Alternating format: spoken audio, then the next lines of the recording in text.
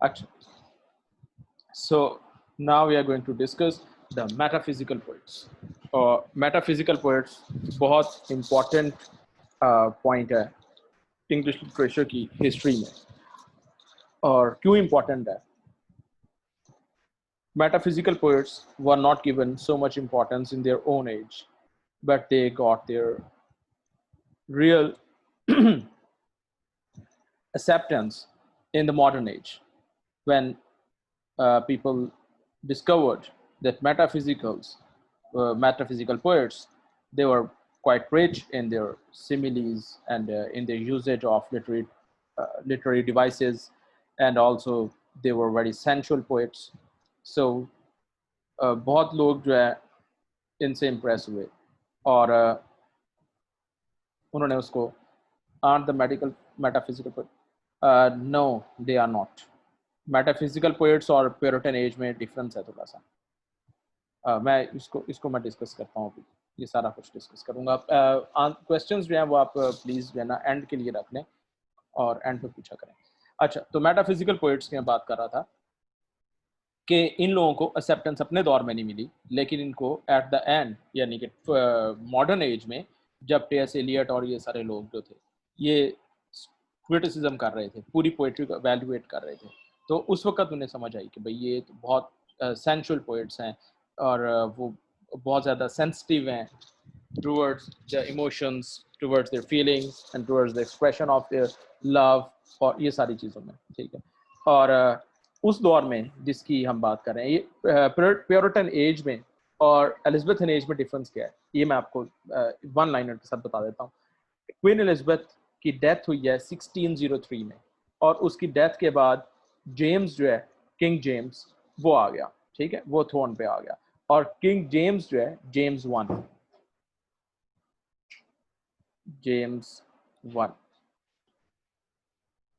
ये स्टेज पे आ गया।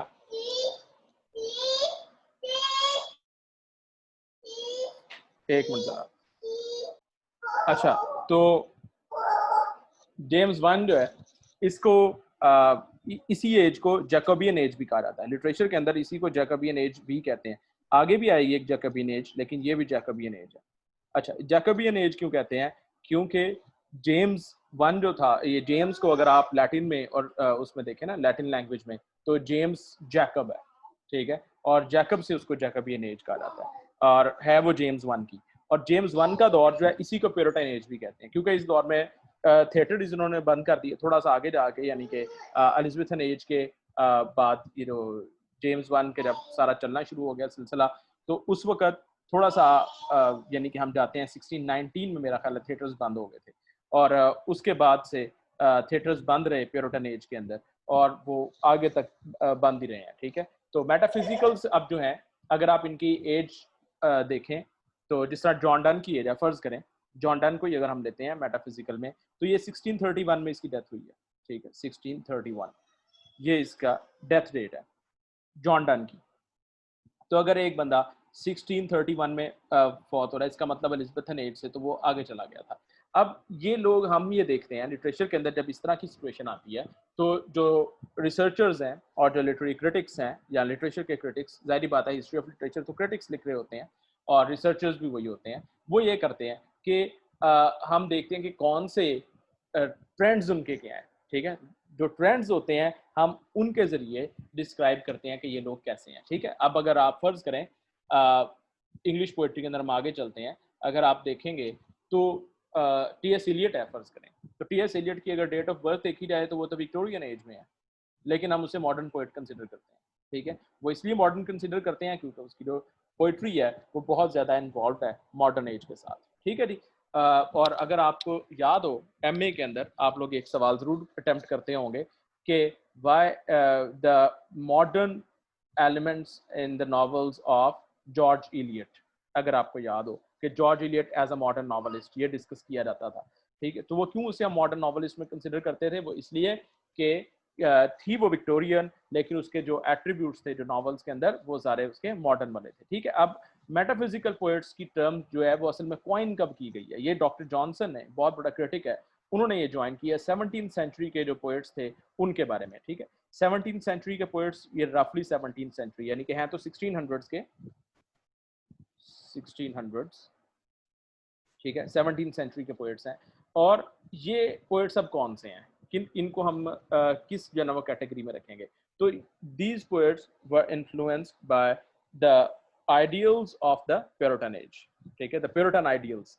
अब प्यूरिटन एज के जो आइडियल्स हैं वो सारे ये उसके अंदर इनके अंदर आपको नजर आते हैं, ठीक है। अब क्योंकि इनकी डेट ऑफ बर्थ जो है वो एलिजाबेथन एज के अंदर आती हैं और इनकी पोइट्री को के अंदर जो मेटाफिजिकल का जो एलिमेंट है, बहुत रोमांटिक एलिमेंट है और बहुत ज़्यादा उसके अंदर आपको रिफॉर्म्ड आइडियाज़ नज़र आएंगे, इसके अंदर एक्सप्लोरेशन भी नज़र आएगी, इसके अंदर ह्यूमनिज्म भी नज़र आएगी, तो इसलिए हम इसको एलिजाबेथन एज के साथ अटैच करते हैं, ठीक है। अब जॉन मिल्टन है, उसको हम लेके आते हैं प्यूरिटन एज के अंदर, क्योंकि वो एक तो प्यूरिटन सारे आइडियल्स को फॉलो कर रहा था और बहुत स्टॉन्च किस्म का वो क्रिश्चियन भी था और उस दौर में थिएटर्स भी बंद हो चुके थे, ठीक है। तो ये सारी वजूहत हैं जिस तरह से हम मेटाफिजिकल को प्यूरिटन एज के अंदर नहीं रखते हैं, हम इसको एलिजाबेथन एज की तरफ लेके जाते हैं। या आप कह सकते हैं कि ये ट्रांजिटरी फेज है, एलिजाबेथन एज एंड हो रही है, प्यूरिटन एज अभी नहीं आई, ठीक है, और इसके दरमियान में जो गैप है वो किस तरह फिल आउट हो रहा है, ठीक है। तो ये मैंने उसकी एक्सप्लेनेशन आपको मेरा ख्याल है कि काफ़ी ज़्यादा एक्सप्लेनेशन है अगर आप इसको समझ लें तो ये क्वेश्चन बहरहाल आपसे नहीं आएगा। इस तरह के क्वेश्चंस कभी भी पेपर में नहीं आते कि जिनका आपको करेक्ट आंसर नहीं पता, ठीक है, कि John Donne was a Puritan और ही वाज एन एलिजाबेथन, ठीक है, इस तरह का सवाल आप कभी नहीं आएगा क्योंकि इसका जवाब आप दे ही नहीं सकते। किसी भी MCQs में नहीं दे सकते आपसे ये सवाल, थ्योरेटिकल पेपर्स में हो सकता है, आपसे ये सवाल इंटरव्यूज़ के अंदर हो सकता है, ठीक है। तो वो मैंने इसीलिए आपको थोड़ा सा एक आइडिया दे दिया। और जो शुरू में जो मेरे फर्स्ट इंट्रोडक्टरी लेक्चर्स थे उनके अंदर मैंने बता दिया था कि हम लिटरेचर की हिस्ट्री को किस तरह स्टडी करते हैं। तो बहरहाल आप जो लोग डेट आ रहे हैं आप उसको देखते रहें। अच्छा जी, तो मेटाफिजिकल पोएट्स में बात कर रहा था, ये टर्म क्वाइन की है डॉक्टर जॉनसन ने, और डॉक्टर जॉनसन ने इनके बारे में क्या कहा था वो उसकी इंग्लिश की स्टेटमेंट है, बाद में एक्सप्लेन भी कर दूंगा। वो कहता है the metaphysical poets were man of learning and to show their learning was their whole endeavor, but unluckily, resolving to show it in rhyme, instead of writing poetry, they only wrote verses, and very often, such verses as stood the trial of the finger better than of the ear, for the modulation was so imperfect that they were only found to be verses by counting the syllables. The most heterogeneous ideas are yoked by violence together. Nature and art are ransacked for illustration, comparison, and allusions. Their learning instructs, and their stility surprises. But the reader commonly thinks his improvement dearly bought, and though he sometimes admires, is seldom pleased. अब ये इतनी लंबी term है, इसके अंदर से आपको 40% 50% समझ जरूर आई होगी। वो क्या कहता है कि मेटाफिजिकल पोएट्स के जो लोग हैं बहुत ही लर्नेड लोग हैं, ठीक है, who are very well versed in various forms of art and science, and they knew astronomy, they knew various other sciences which were very common at that time, and he says यानी कि doctor Johnson का ये ख्याल है कि वो लोग अपनी लर्निंग को दिखाना चाहते थे rather than doing some sort of poetry, और उन्होंने वर्ड्स की फॉर्म में अपनी लर्निंग को दिखाया है। और ये दिखाने में उन्होंने क्या किया कि उन्होंने बहुत ही हेट्रोजेनस आइडियाज़ यानी कि जो बिल्कुल ऑपोजिट आइडियाज़ हैं उनको इन्होंने कनेक्ट कर दिया, ठीक है। और ऑपोजिट आइडियाज़ को कनेक्ट करने के बाद ये जब मैं एग्जांपल दूंगा आपको, जब मेटाफिजिकल कैरेक्टरिस्टिक्स बताऊंगा तो मैं उसमें एग्जांपल दूंगा, आज के लेक्चर में अंदर ही होगा इंशाल्लाह। अच्छा, तो जो मेटाफिजिकल के जो कैरेक्टरिस्टिक्स हैं उनके बारे में सॉरी वो मैं बाद में बताऊंगा, ये भी सिर्फ एक कैरेक्टरिस्टिक बता रहा है उनका। एक ये था कि वो डिफरेंट आइडियाज़ को, अपोजिट आइडियाज़ को समटाइम्स इकट्ठा कर देते हैं, ठीक है जी। और ये बड़ी इंपॉर्टेंट बात है, such verses stood the trial of finger better than of the year. मतलब क्या है कि वो सेंसुअल पोएट्स हैं, ठीक है, और उनके अंदर राइम उतनी ज्यादा नहीं है, अगरचे उनके अंदर राइम है, राइम स्कीम आपको नजर आ रही है, ठीक है, लेकिन उनका फोकस अपनी वर्सेस के ऊपर नहीं है। और वर्सेस को अगर आप सिर्फ काउंट करें यानी कि उनके सिलेबल्स को काउंट करें स्ट्रेस्ड और अनस्ट्रेस्ड पैटर्न पे, तो आपको नजर आएगा पेंटामीटर नजर आएगा और जो भी हेक्सामीटर है या जो भी है वो नजर आएगा आपको। लेकिन जो पोइट्री के अंदर एक चीज होती है, जो रोमांटिक एलिमेंट होता है और जो इमेजिनेटिव एलिमेंट होता है, वो वैसा नजर नहीं आ रहा जो पिछली सेंचुरीज के अंदर नजर आ रहा था। ठीक है, तो डॉक्टर जॉनसन उस वक्त का सबसे बड़ा क्रिटिक था, 18th सेंचुरी का बहुत बड़ा क्रिटिक है, और एक पूरा ग्रुप था क्रिटिक्स का। ये हम डिस्कस करेंगे कि वो कैफे कल्चर क्या था, और कौन से क्रिटिक्स उस दौर में निकल रहे थे कैफेज के अंदर से, और फ्रेंच कैफेज थे, इटालियन थे, फिर उसके बाद ब्रिटिश। तो बड़ा एक ज़बरदस्त कल्चर है, उसको हम ज़रा बाद में जो है वो करेंगे जब हम आगे जाएंगे 18th सेंचुरी पे। तो अभी बहरहाल जो है इसको आप समझें कि वो एक बहुत बड़ा क्रिटिक था, और इसी वजह से सारे लोगों ने उसको मेटाफिजिकल पोइट्स कहा है। ठीक है, और इसने ये एक बुक लिखी थी डॉक्टर जॉनसन ने, the lives of poets, the lives of poets, और इसके अंदर इसने सेलिब्रेट किया था मिल्टन को, जॉन मिल्टन को। ये बहुत बड़ा इसने पोएट दिखाया था, स्पेंसर, एडमंड स्पेंसर और ये सारे, ये सब को इसने बहुत बड़ा पोएट देखा था। ठीक है, और लेकिन जो मेटाफिजिकल से इसके बड़ा खिलाफ था कि ये क्या एक जो है ना इन्होंने जैसे कहना वो ये चाह रहा हो कि जैसे एक बदतमीजी वाला काम शुरू किया हुआ है पोएट्री के अंदर, और पोएट्री को वल्गैरिटी की तरफ लेके जा रहे हैं। ठीक है, वल्गैरिटी दोबारा मैं बता दूं, वल्गैरिटी से मुराद वो नहीं है जो हम आजकल लेते हैं। वल्गैरिटी से के ओल्ड मीनिंग जिससे मुराद है, क्योंकि वो यूज होता था उस वक्त ये वर्ड। तो वल्गैरिटी का मतलब ये है उस जमाने के हिसाब से कि वो पोइटिक कन्वेंशंस को डिस्ट्रॉय कर रहे हैं। ठीक है जी, और इनमें जो सबसे रिमार्केबल बंदा है मेटाफिजिकल पोइट्स में, वो जॉन डन है, और आपके कोर्स के अंदर भी ये शामिल है, और इसकी डेट ऑफ बर्थ वगैरह मैंने आपको ऐसे भेज दी थी, लेकिन फिर भी मैं 1631 इसकी डेट ऑफ डेथ है, और इसकी जो डेट ऑफ बर्थ है वो 73 है, 1573, और बहुत ही रिमार्केबल किस्म की इसकी पोइट्री है। ठीक है, इसकी पोइट्री दो पार्ट्स में है, लव पोएम्स और डिवाइन पोएम्स, वो आपने यकीनन देखी होगी, and both are reflective of his two trends that run together, that run through his life. The two different sort of traits which we find in his poetry are actually the traits of his life. और जिंदगी में क्या था इसका, एक उसका दौर था जिसमें वो एक बड़ा लवर है, और बिल्कुल उस तरह का लवर है जिस तरह आपको चौसर की कैंटरबरी टेल्स में स्क्वायर नजर आता है। ठीक है, बिल्कुल वैसा लवर है ये, जो सारी रात गाता रहता है और लिरिक्स लिख रहा है। ठीक है, और बहुत ज्यादा जज्बाती है, तो ऐसा पोएट है। और डिवाइन पोएम्स के अंदर फिर इसके साथ हुआ क्या कि इसके बिलवड जो है वो due to some reason he could not be united with his beloved, और ही बिकेम वेरी रिलीजियस। ठीक है, और बहुत ज़्यादा रिलीजियस हो गया। ये बिल्कुल वैसे ही लगता है ऐसे है कि जैसे जॉन डन के जो पोइट्री है, इसको देख के निमरा अहमद और उमैरा अहमद ने इसी को देख के लिखना शुरू किया है। उनका भी ऐसा ही होता है कैरेक्टर्स, जो मुझे पता लगा है। पढ़ा तो मैंने उसका एक ही नॉवल है, लेकिन मुझे जो आइडिया हुआ है कि वो बहुत ही एक दुनियादार बंदा, और एकदम मोहब्बत में नाकामी के बाद दीनदार बंदा बन जाता है। तो ये मैं वैसे ही जरा एक छोटा सा कंपैरिजन ड्रॉ किया, फन कंपैरिजन है। तो जॉन डन की पोइट्री के अंदर भी हमें ऐसा नजर आता है। ठीक है, अब अगर आप इसकी पोइट्री को देखें, कोई छोटी मोटी इसकी अगर आप कोई पोएम देखना चाहें, तो लव पोएम्स के अंदर आपको गो and catch the falling star, ये बड़ी एक इसकी इम्पोर्टेंट पोएम है, गो and catch the falling star. और अगर आप इसके देखना चाहते हैं मेटाफिजिकल एलिमेंट्स, तो उसके लिए जो बहुत इंपॉर्टेंट पोएम है वो है वैलेडिक्शन, वैलेडिक्शन फॉरबिडिंग मॉर्निंग, फॉरबिडिंग मॉर्निंग। ये मैं मॉडर्न स्पेलिंग लिख रहा हूँ, उसके ओल्ड स्पेलिंग्स हैं। ठीक है, वैलेडिक्शन फॉरबिडिंग मॉर्निंग, और इसके अंदर ये जो यूज़ करता है मेटाफिजिकल एलिमेंट जो यूज़ करता है, वो क्या कहता है, चलें इसको मैं एक इसकी एग्जांपल आपको देता हूँ कि ये करता है, कहता है कि जो लवर्स होते हैं, they are like two legs of a compass.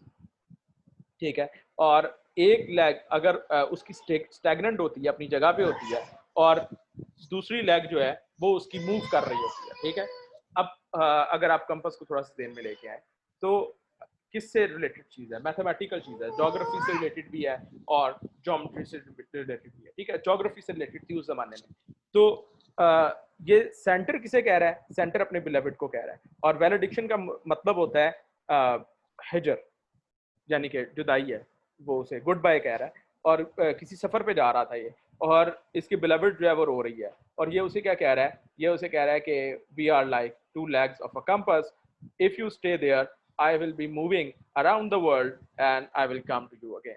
तो इस पॉइंट को अगर आप देखें कि कंपास का क्या ताल्लुक है लवर्स के साथ, ठीक है, कोई ताल्लुक नहीं है, हेट्रोजेनस आइडियाज हैं, बिल्कुल ऑपोजिट है और बहुत ही दूर की, यानी कि जिसे कहते हैं सूझ रही है उसे, ठीक है, लेकिन ये उनको कनेक्ट कर रहा है। और अब जब मॉडर्न लोग आएंगे, जो मॉडर्न क्रिटिक्स को देखेंगे, तो वो कहेंगे कि कितना इंजीनियस है ये बंदा, कितना इसने इनोवेटिव आइडिया लेके आया है, कि इसने बिल्कुल अपोजिंग चीज़ों को इकट्ठा कर दिया है, और ये बहुत फिलोसॉफिक बात भी है, इमेजिनेटिव भी है और पोएटिक भी है, ठीक है, मॉडर्न स्टैंडर्ड्स जिनके जरिए हम इसको देख रहे हैं, अगर देखें तो ये इसकी आपको नजर आ गया। लव पोएम्स के अंदर मैंने थोड़ा सा आपको जो है ना वो आइडिया दे दिया, ठीक है। जब हम इसका कोर्स कर रहे होंगे, दोबारा रिवाइज करेंगे कोर्सेज को, यानी कि एमए के कोर्स को, तो तब हम इसकी एक आधी पोएम पढ़ भी लेंगे, ठीक है जी।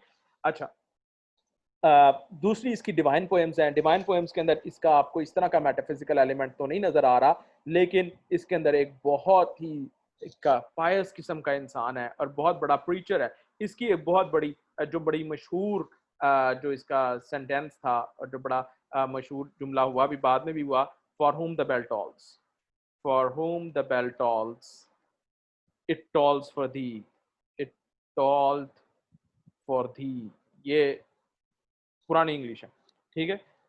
For whom the bell toll, sorry, bell tolls, for whom the bell tolls, मैं गलत लिख गया हूँ, for whom the bell tolls, it tolls for thee, ठीक है। अब ये बेल जो है वो चर्च की बेल है, कि वो चर्च की बेल क्यों बज रही है, ठीक है। वो कहना ये चाह रहा है कि it is asking for you, it is asking for the religious people, और it is asking for the lambs. Lambs हम किनको कहते हैं, क्रिश्चियनिटी के अंदर लैम उनको कहा जाता है जो बहुत ही प्योर क्रिश्चियंस होते हैं और जो बहुत ही प्योर यानी कि सबमिसिव लोग होते हैं, ठीक है। तो for whom the bell tolls novel भी है, अगर आपको याद हो, तो ये इसी से लिया गया है, वो टाइटल जो है उसने इसी से लिया है। और इसके बारे में कहा जाता है कि जब ये प्रीच कर रहा होता था, बहुत से, अगर आप इसकी बायोग्राफी पढ़ें और इसकी डिवाइन पोएम्स के, डिवाइन जो इसका टाइम पीरियड था उसको पढ़ें, तो लोग कहते हैं कि ये with his long hairs flowing he was like an angel, और sometimes he look like it was Jesus himself who was addressing the people. और बहुत इसकी आवाज में वो था, सोज था, जिसकी वजह से लोग बहुत ज्यादा चर्च की तरफ आ रहे थे, ठीक है जी। तो ये इसके दो पीरियड्स हैं। और इसमें अगर आपको कोई क्वेश्चन आ सकता है जॉन डन का, तो एक तो ये आ सकता है कि उसकी लव पोइट्री के अंदर आ सकता है, या उसकी डिवाइन पोएम्स के बारे में आता है कि उसने कौन सी पोएम्स लिखी हैं, ठीक है। और इसके अंदर वो लव पोएम्स की जगह पे आपको लिख सकते हैं लिरिक्स, लिख सकते हैं पेस्टोरल पोएम्स लिख सकते हैं, यानी कि इस तरह की ऑप्शंस दे के आपको कंफ्यूज करने के लिए, ठीक है। तो लव पोएम्स हैं और डिवाइन पोएम्स हैं, ठीक है, और एग्जैक्टली यही इनका नाम है। अच्छा जी, तो एक तो ये हो गया। दूसरा, मेटाफिजिकल पोएट्स के बारे में सवाल आ सकता है कि मेटाफिजिकल पोएट्री के जो ट्रेट्स हैं वो क्या है, ठीक है। तो अब मैं पहले आपको वो ट्रेट्स बताता हूँ और उसके बाद फिर हम आगे चलते हैं, ठीक है। ये ट्रेट्स जो हैं वो अगर आप कहते हैं तो मैं ये मैंने जो आपको फाइल भेजी थी उसके अंदर ये ट्रेट्स मौजूद हैं, अगर नहीं है तो मैं यहाँ पे आपको टाइप कर देता हूँ। कंसीट, एक बस मुझे बता दें एक दफ़ा कि जो मैंने फाइल भेजी थी उसमें ये है कि नहीं है। नहीं, ठीक है। कंसीट सबसे पहला जो इसका ट्रेट है, ठीक है, ये आप नोट करते रहें साथ साथ। कंसीट कहा जाता है फार फेच्ड इमेजरी को, ठीक है, फार फेच्ड इमेजरी। और इसकी मैंने एग्जांपल अभी आपको दिया है, और वो क्या है, compass in the valediction of valediction forbidding mourning. ये जो पोएम है इसकी वैलिडिक्शन जो मैंने अभी पहले बताई है, इसके अंदर कंपस की एग्जांपल, ये बहुत अच्छी इसकी एग्जांपल है, ठीक है। उसके बाद ये बस आपको समझाने के लिए, क्योंकि कंसीट एक नया वर्ड है और आमतौर पे अगर आप रिवाइज ना करते हो तो आपको भूल भूल चुका होगा। अच्छा, तो फार फेच्ड इमेजरी आप समझ आ गई। Number two, complexity. कॉम्प्लेक्सिटी वही चीज़ है जिसको डॉक्टर जॉनसन का कह रहा था, they are learned man and they wanted to show their learning in the poetry. तो ये कॉम्प्लेक्सिटी है, कॉम्प्लेक्स कर देते हैं चीज़ों को, ठीक है, बहुत ज़्यादा कॉम्प्लेक्स जब कर देते हैं। अब अगर इनकी पोएट्री को अगर आपने पढ़ना है ना, मेटाफिजिकल्स की पोएट्री को, तो आपको उस ज़माने के नॉलेजेस के बारे में बड़ा वेल वर्स्ड होना चाहिए, ठीक है। आपको पता होना चाहिए मैंड्रेक रूट का क्या चक्कर था उस ज़माने में, क्या सिलसिला था, एक्सप्लोरेशन के बारे में उस वक्त क्या चल रहा था, और जो गोल्ड लीफ की सनत थी वो क्या थी, ठीक है। गोल्ड लीफ से मुराद सिगरेट नहीं है, गोल्ड लीफ जो सोने का पत्थर जिसे कहा जाता है, ठीक है। ये उर्दू का लफ्ज़ है, सोने का पत्थर। और जिसको हम क्या कहते हैं, गोल्ड फ्लेक्स भी जिनको कहा जाता है, ठीक।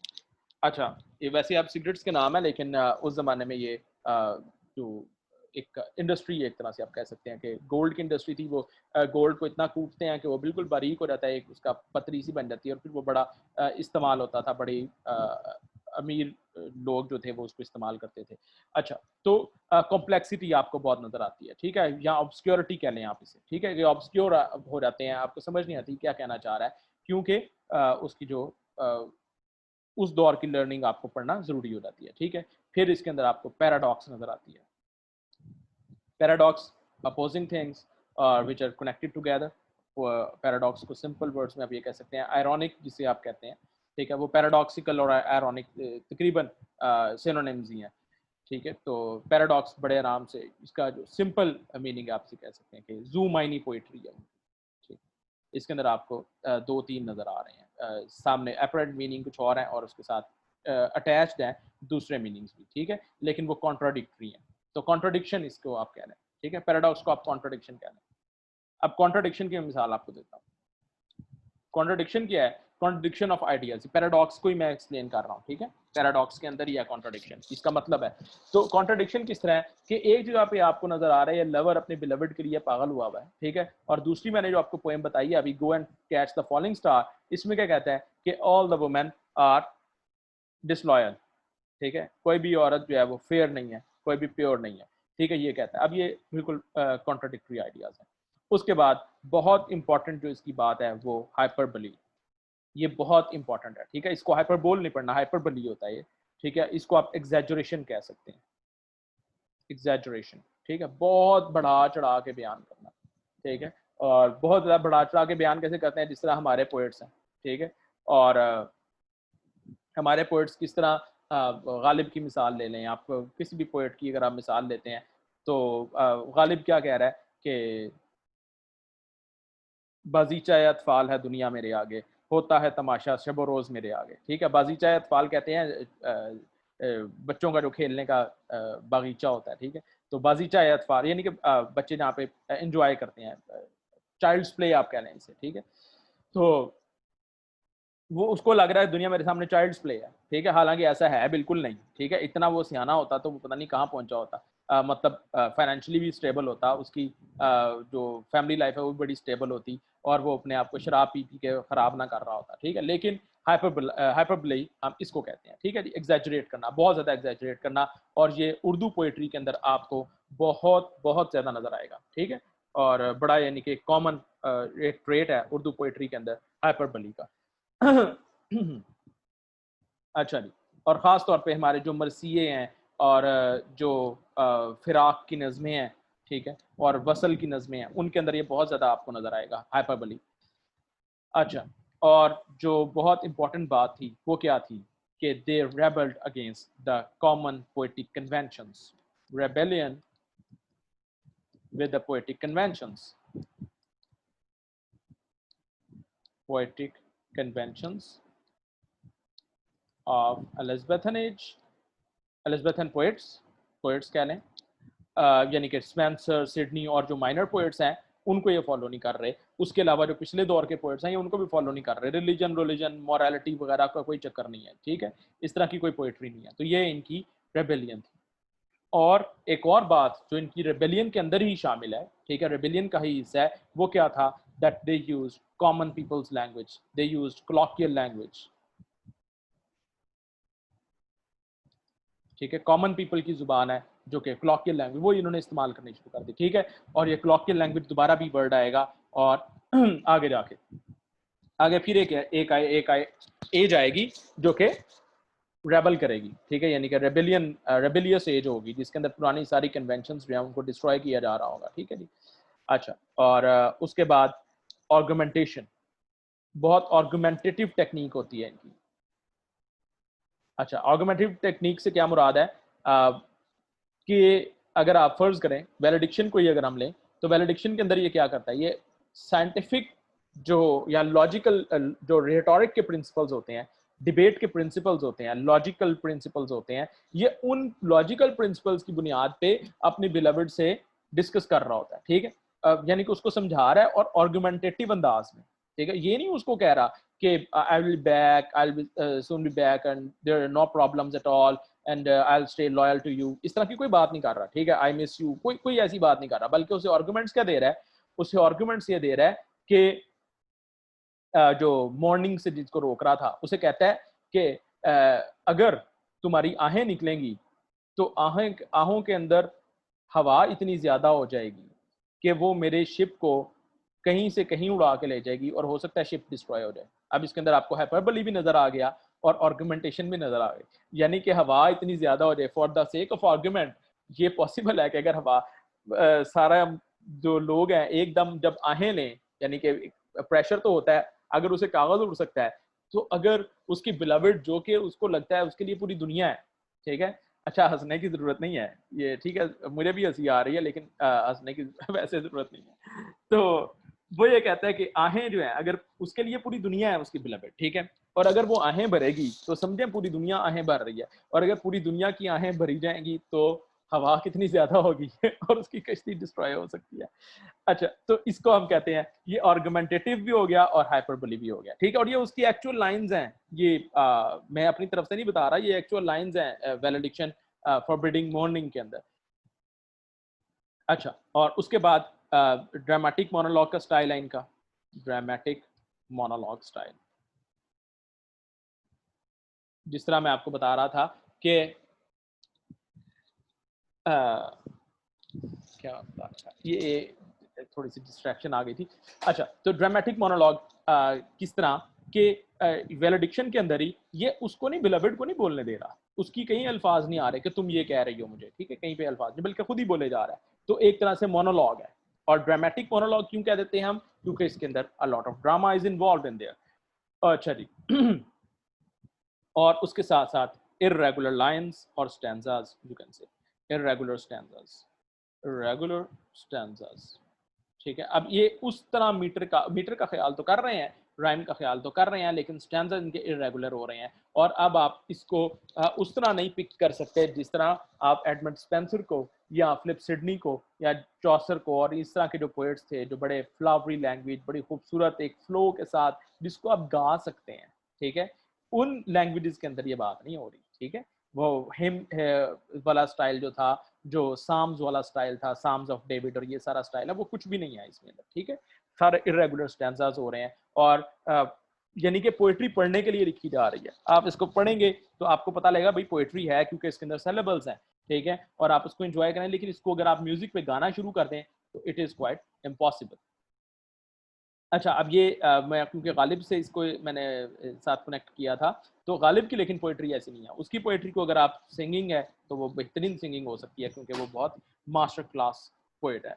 अच्छा जी, आगे दूसरा जो बड़ा इंपॉर्टेंट पोइट है इस दौर का, वो कौन है, वो जॉर्ज हर्बर्ट, ठीक है। जॉर्ज हर्बर्ट बहुत इंपॉर्टेंट है ये भी। और जॉर्ज हर्बर्ट जो है वो आपको ज़्यादा ड्रामेटिक नहीं नज़र आएगा।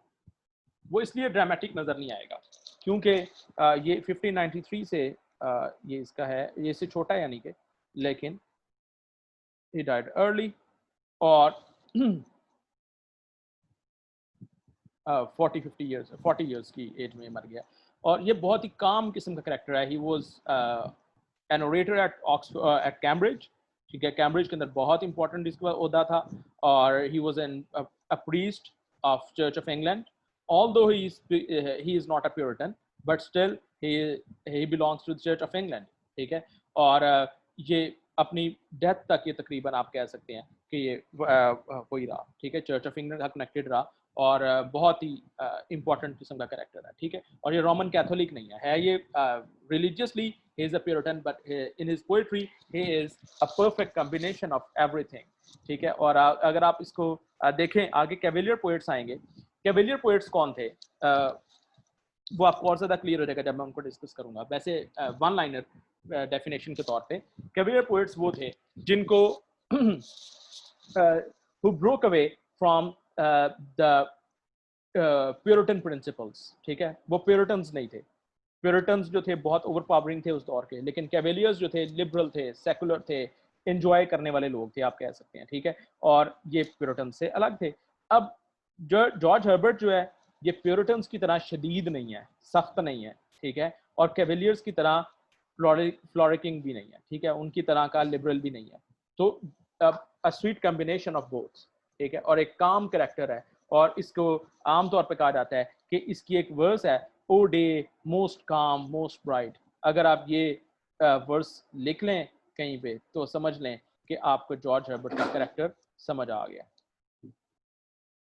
ये जॉर्ज हर्बर्ट का कैरेक्टर है, ठीक है, ओ डे मोस्ट काम मोस्ट ब्राइट, ठीक है, बहुत ही ब्राइट पोएट, यानी कि उसकी आपको ब्राइटनेस नजर आती है उसकी पोएट्री के अंदर, बहुत अच्छी, बहुत शानदार उसने पोएम लिखी है। जो पोएम है उसकी द टेम्पल उसकी पोएम है, बहुत इंपॉर्टेंट वर्क है, लिटरेचर के अंदर इंपॉर्टेंट है, पेपर पॉइंट ऑफ व्यू से इतना इंपॉर्टेंट शायद ना हो, ठीक है, शायद मैं इसलिए कह रहा हूँ क्योंकि वी कैंट बी श्योर।